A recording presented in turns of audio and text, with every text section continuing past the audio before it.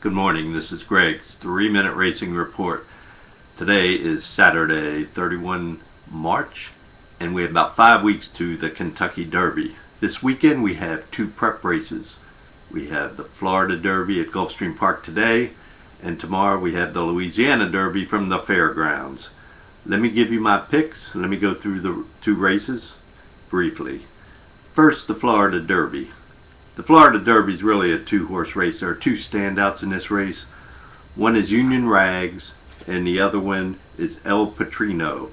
Union Rags is by far the better of the 2 horses. And this horse has won 4 out of 5 races. The only loss came in the Breeders' Cup Juvenile last fall, which he lost to Hansen by a neck. And beside that, he's really never been headed.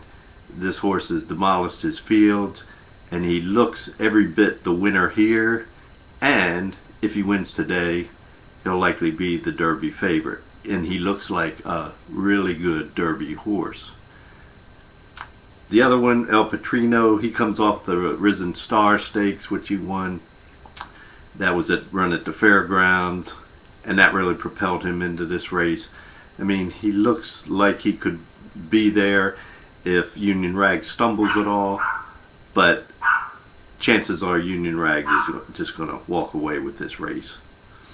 Now on to the Louisiana Derby.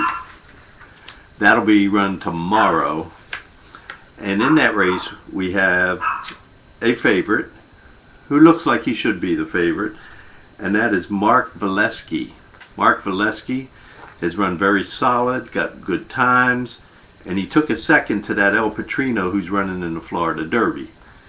So he looks every much the horse to beat here today, because there are not too many other horses here that have any credentials at all, but there are a couple.